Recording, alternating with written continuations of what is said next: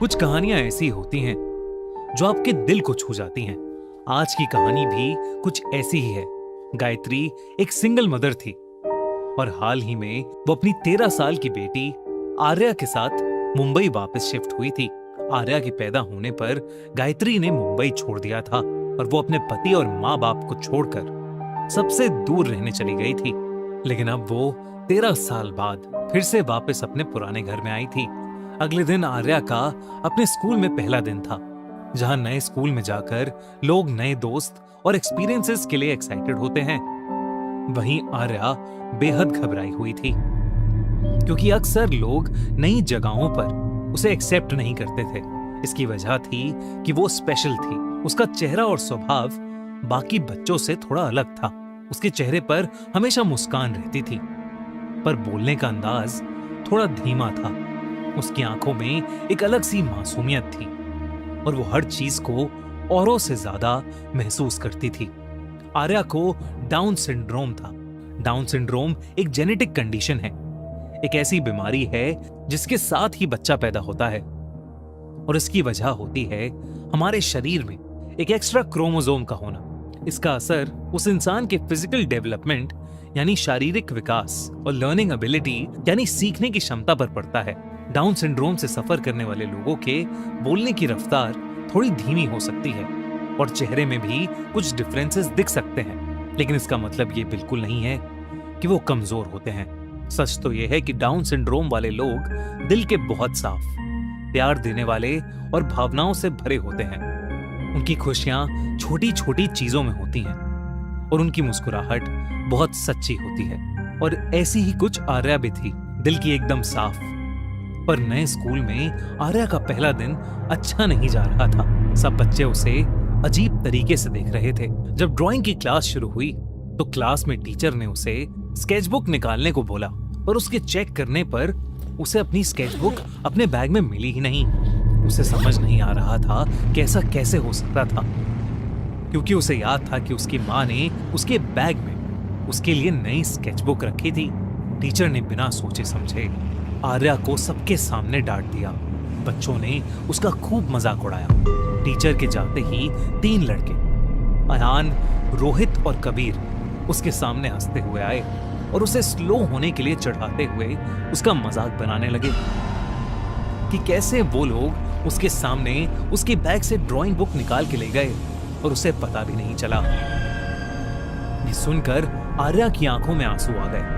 उन तीनों ने आर्या की स्केचबुक उसके सामने फाड़ दी और आर्या जोरों से रोने लगी। ब्रेक में जब वो ग्राउंड में बैठकर रो रही थी तो उसे अपने कंधे पर किसी का हाथ महसूस हुआ। उसने ग्राउंड में इधर उधर देखा, लेकिन दूर दूर तक उसके सिवा वहां कोई नहीं था। पर जब उसने वापस जाने के लिए अपना बैग उठाया तो उसके बैग के ऊपर वही स्केचबुक रखी थी, पर एकदम नहीं। और तो और उसके अंदर नए स्केचेस बने हुए थे, उसके फेवरेट समुंदर के, और उनके नीचे लिखा था दीप और आर्या।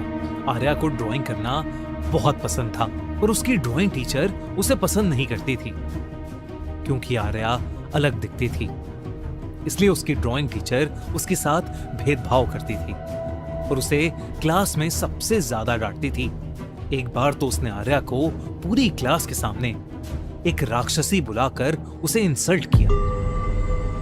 आर्या उस दिन भी बहुत रोई, लेकिन उसके अगले ही दिन उसकी ड्राइंग टीचर के साथ कुछ अजीब होने लगा। एकदम से उनका एग्जाम पेपर्स का फोल्डर गायब हो गया। उन्होंने उसे हर जगह ढूंढा, लेकिन वो पेपर्स उन्हें कहीं नहीं मिले। ये एक बहुत बड़ी गलती थी, जिसकी वजह से उस ड्राइंग टीचर को फायर कर दिया गया। पर आर्या की दिक्कतें खत्म नहीं हुई। वो तीनों लड़के अयान, रोहित और कबीर फिर से उसका सामान छुपाने लगे और उसे तंग करने लगे। लेकिन आर्या ने अब कुछ नहीं कहा, सिर्फ एक मुस्कान थी उसके चेहरे पर, जैसे कोई था जो उसे हर वक्त देख रहा था और अपने जादू से उसकी छुपाई हुई चीजें वापस ला रहा था। एक दिन स्कूल के आखिरी पीरियड में उन तीनों लड़कों ने आर्या को एक छोटे से स्टोर रूम में बंद कर दिया। उस स्टोर रूम में सिर्फ अंधेरा था और कोई भी खिड़की नहीं थी। आर्या का दम घुटने लगा और वो चिल्लाती रही, लेकिन कोई भी उसकी बात नहीं सुन पा रहा था। तभी उस कमरे में एक तेज रोशनी आई। तब आर्या को दिखा कि करीबन उसके जितने बड़े लड़के का साया वहां खड़ा है। वो ये देखकर और घबरा गई, लेकिन उस स्टोर रूम का दरवाजा अपने आप खुल गया। इससे पहले आर्या कुछ समझ पाती, वो सफेद साया उसका हाथ पकड़ के उसे बाहर ले गया। वहीं वो तीनों लड़के जो आर्या को बुली कर रहे थे, जब कॉरिडोर से गुजरे, कॉरिडोर की सब लाइट्स बंद होने लगी। उन्हें एकदम से अपनी गर्दन पर किसी का हाथ महसूस हुआ, और इससे पहले वो कुछ समझ पाते, किसी ने उनको हवा में उठा लिया और कॉरिडोर की दीवार पर पटक दिया। वो तीनों उसी दीवार से जैसे चिपक गए थे। वो लोग डर के मारे चिल्लाने लगे और मदद मांगने लगे, और तभी उनके सामने एक सफेद परछाई आ गई, जिसकी शक्ल बिल्कुल आर्या जैसी ही थी, और आंखें एकदम खाली थी, और शरीर पर कई घाव थे। उस सफेद परछाई ने उनका दम घोटना शुरू कर दिया। उस साए ने उनसे कहा कि आर्या भी ऐसे ही तड़प रही थी। इस पर उन तीनों लड़कों का रोना निकल गया, और वो आर्या को परेशान करने के लिए उस साए से माफी मांगने लगे। और तभी उस साए ने उन्हें जमीन पर गिरा दिया, और वो वहां से गायब हो गया। वो तीनों भागकर घर चले गए, लेकिन उस साए ने उनका पीछा नहीं छोड़ा। वो साया उन्हें पूरी रात उनके घर के हर कोने में दिखता रहा। अगली सुबह उन तीनों को तेज बुखार हो गया, और वो बस एक ही चीज बड़बड़ा रहे थे कि आर्या उन्हें माफ कर दे और वो उसे कभी नहीं परेशान करेंगे। उन लड़कों के पेरेंट्स ने आर्या पर शक करते हुए स्कूल की प्रिंसिपल से सारी बात शेयर की। प्रिंसिपल ने फिर सीसीटीवी चेक किया। फुटेज में आर्या कभी अकेली थी ही नहीं, हमेशा एक धुंधला सा साया उसके पीछे दिखता। आर्या की माँ गायत्री को स्कूल बुलाया गया। उसने आर्या से सब पूछा, और आर्या ने बताया कि वो दीप है, उसका साया वाला दोस्त जो हमेशा उसके साथ रहता है।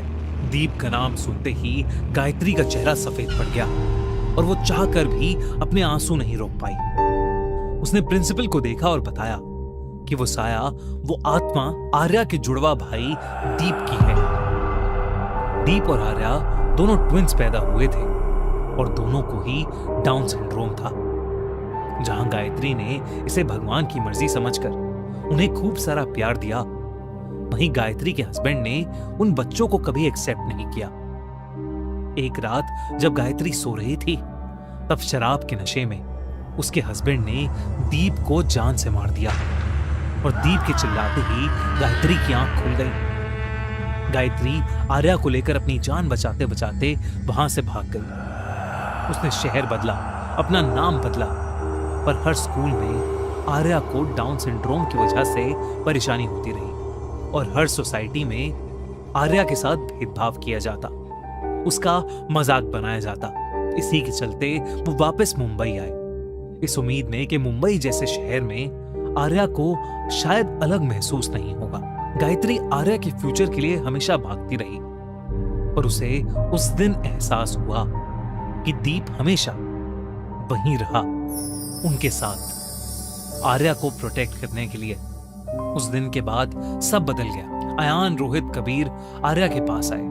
उन्होंने उससे माफी मांगी, उसे ढेर सारी स्केच बुक्स गिफ्ट की, अपना लंच शेयर किया, और वो सब दोस्त बन गए।